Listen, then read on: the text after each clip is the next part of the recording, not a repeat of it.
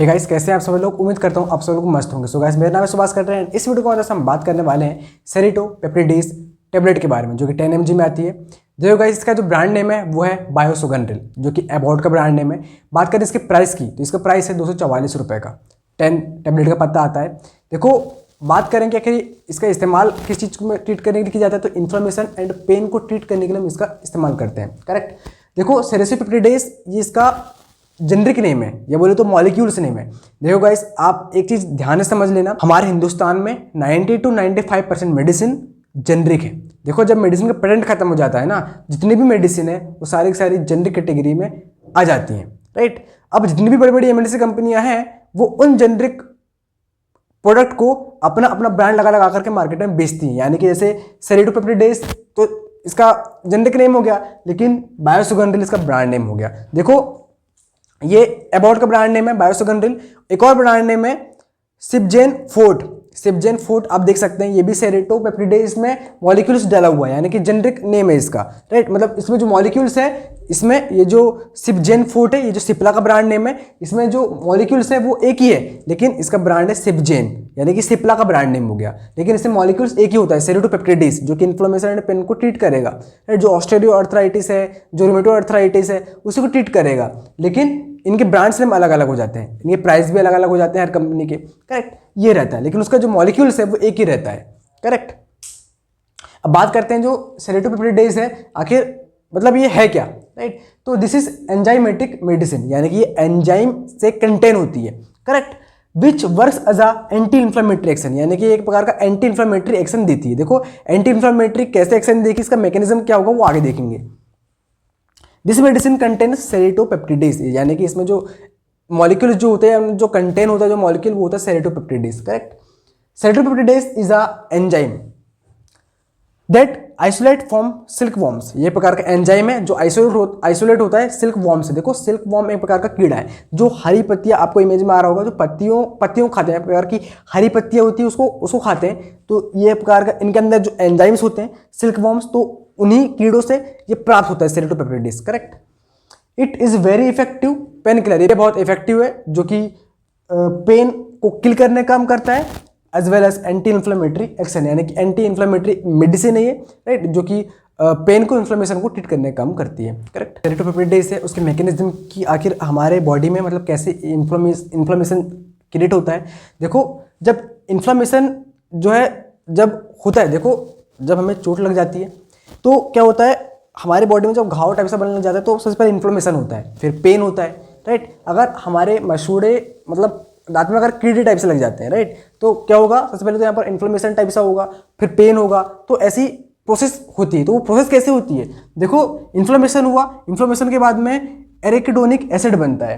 Right. एरिकिडोनिक acid बना, उसके बाद में कॉक्स बनता है। मतलब कॉक्स दो प्रकार के होते हैं, कॉक्स फर्स्ट, कॉक्स सेकंड। अब कॉक्स का फुल फॉर्म क्या होता है, साइक्लोऑक्सीजनेस एंजाइम होता है एक प्रकार का। करेक्ट। तो कॉक्स फर्स्ट बना तो क्या क्या करेगा, पेन प्रोड्यूस करेगा, इन्फ्लेमेशन प्रोड्यूस करेगा, फीवर होगा। राइट। इस प्रकार से कंडीशन देखने को मिलेगी।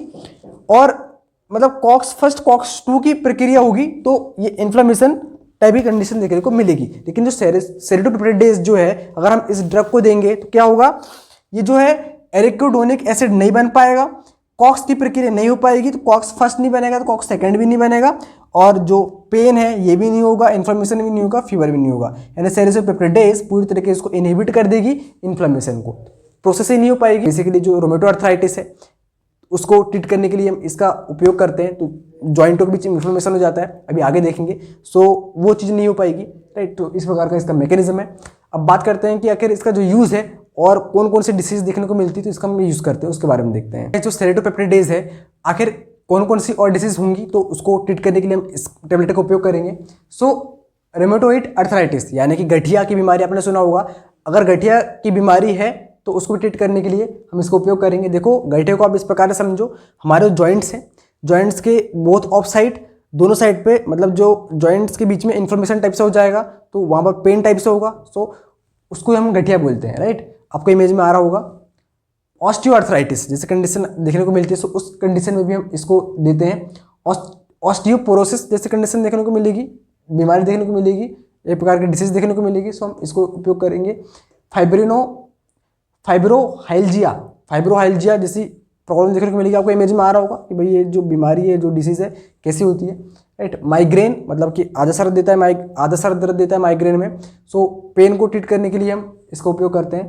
किडनी स्टोन हो जाता है किसी पेशेंट को, सो उसको भी ट्रीट करने के लिए हम इस सेरेटोपेप्टिडेस का उपयोग करते हैं, यानी कि जो बायोसुगंधिल टेबलेट है, राइट, जो ब्रांड नेम है इसका। ऑटोआर्थराइटिस एक प्रकार की गठिया की बीमारी से हम बोल सकते हैं, मतलब गठिया रोग जिसे बोलते हैं। तो वो होता क्या है, देखो उसके बारे में बात करते हैं। It is a chronic autoimmune disease. ये प्रकार की क्रोनिक यानी लंबे समय तक चलने वाली एक प्रकार की ऑटोइम्यून डिसीज है। मतलब जो गठिया है वो ऑटोइम्यून डिसीज है, correct, which effect both side joint of the body, यानी कि हमारे जो जॉइंट्स है, यहाँ का हो गया, यहाँ का हो गया, नीचे के हो गए, राइट। ये जो जॉइंट्स है इनके बीच में इन्फ्लेमेशन हो जाता है, वहाँ पर पेन टाइप से कंडीशन देखने को मिलती है, इसको हम गठिया बोलते हैं। इट इज़ अ डिसीज, ये प्रकार का डिसीज है in which our immune system cell mistakenly attacks on itself, यानी कि हमारे देखो एक प्रकार का कोई बैक्टीरियल इन्फेक्शन नहीं है, कोई वायरस इन्फेक्शन नहीं है, मतलब कि ये खुद के इम्यून सिस्टम को खाने लग जाती है, खुद के इम्यून सिस्टम को अटैक करती है, राइट। और खुद के मतलब एक प्रकार से खुद को अटैक करती है, खुद के इम्यून सिस्टम को अटैक करती है, राइट। और खुद का इम्यून सिस्टम जो है मतलब मिस्टेकली जो सिस्टम जो है वो डैमेज होने लग जाता है, राइट, किल करने लग जाती है, खुद की इम्यून सिस्टम कमजोर करने लग जाती है। In this disease due to inflammation damage cartilage of the bone, यानी कि जो कार्टिलेज है वो डैमेज होने लग जाते हैं, राइट। जिससे क्या होता है, बोन के जो कार्टिलेज है वो डैमेज होते हैं, तो स्टार्ट हो जाता है पेन, इन्फ्लेमेशन, करेक्ट। अब बात करते हैं इसके डोज की, आखिर इसका डोज क्या होता है। तो गाइस बेसिकली 10 mg में आती है। जब 10 mg की प्रिस्क्राइब करेंगे किसी पेशेंट को टेबलेट, तो हम देखो ये जो टेबलेट होती है ना वो फिल्म कोटेड टेबलेट होती है, करेक्ट। और 10 mg किसी को हम प्रिस्क्राइब करेंगे तो बीडी यानी दिन में हम 2 बार देंगे, राइट। और अगर हम 5 mg की प्रिस्क्राइब करेंगे तो TDS यानी कि दिन में 3 बार देंगे, right. This medicine used to the after 2 weeks, यानी कि हम इसको 14 दिन तक की दे सकते हैं पेशेंट को, करेक्ट। और बात करते हैं इसके साइड इफेक्ट की, कौन कौन से साइड इफेक्ट देखने को मिलेंगे। तो बेसिकली इसके कुछ ज़्यादा साइड इफेक्ट देखने को मिलते नहीं है, लेकिन फिर भी स्टमक पेन यानी कि स्टमक एक यानी कि स्टमक पेन टाइप से होगा, नोजिया यानी कि मिथलिया टाइप से लगेगी। इसके अलावा इंडाइजेशन जैसे कंडीशन देखने को मिल सकती है, राइट। और बात करें हम इसके कॉन्ट्राइंडिकेशन की, आखिर इसका कॉन्ट्राइंडिकेशन क्या होगा। तो स्टमक अल्सर वाले जो पेशेंट हैं उन पेशेंट को इस मेडिसिन को देने से अवॉइड करना चाहिए, सेरेटोपेप्टिडेस। इसके गैस्ट्रिक ब्लीडिंग वाले जो पेशेंट हैं उनको देने से अवॉइड करना चाहिए। जो सीवर हार्ट अटैक वाले पेशेंट हैं उनको देने से अवॉइड करना चाहिए। जो स्ट्रोक्स वाले पेशेंट हैं उनको देने से अवॉइड करना चाहिए।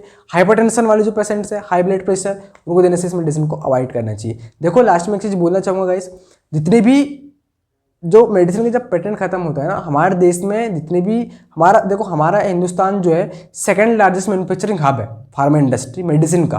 तो most of the medicine export of the out of country, बहुत ज़्यादा मेडिसिन हमारे देश से एक्सपोर्ट होती है, राइट। जब मेडिसिन का पेटेंट खत्म होता है जितनी भी कैटेगरी है मेडिसिन की वो सब जेनरिक में शिफ्ट हो जाती है, राइट। वो तो देखो जो मैन्युफैक्चरिंग जब होती है ना मेडिसिन की, तो जेनरिक प्राइस मतलब ये जो मेडिसिन है इसका जेनरिक प्राइस बहुत कम रहता है। लेकिन हमारे हिंदुस्तान में जितनी भी मेडिसिन कंपनियां हैं वो उस जेनरिक पे अपना ब्रांड लगा करके उसको महंगा कर देती है मार्केट में। जो MRs होते हैं, मेडिकल रिप्रेजेंटेटिव, जो डॉक्टर्स होते हैं, मतलब इनका सबका कॉम्बिनेशन होता है, राइट। और जो पेशेंट तक आते आते वो बहुत ज़्यादा उसका दाम बढ़ जाता है। जो डायबिटीज़ के पेशेंट है, जो कोलेस्ट्रॉल के पेशेंट है, जो BP के हाइपरटेंशन के पेशेंट है, उनकी मेडिसिन मतलब जो मार्केट है बहुत ज़्यादा दामों में आ जाती है, क्योंकि उनका मैन्युफैक्चरिंग प्राइस तो कम होता है लेकिन ब्रांड की वजह से, राइट, वो महंगी हो जाती हैं। तो ये है। और आई होप गाइस आपको वीडियो पसंद आई हो। अगर वीडियो पसंद आए तो गाइस प्लीज़ इस चैनल को सब्सक्राइब करना और नोटिफिकेशन के बेल आइकन को क्लिक कर देना, ताकि इस तरह की इन्फॉर्मेटिव वीडियो आप तक पहुंचती रहे। सो मिलते हैं गाइस इस तरह की इन्फॉर्मेटिव वीडियो के साथ नेक्स्ट वीडियो में। तब तक के लिए जय हिंद, वंदे मातरम दोस्तों, बहुत बहुत धन्यवाद आपका।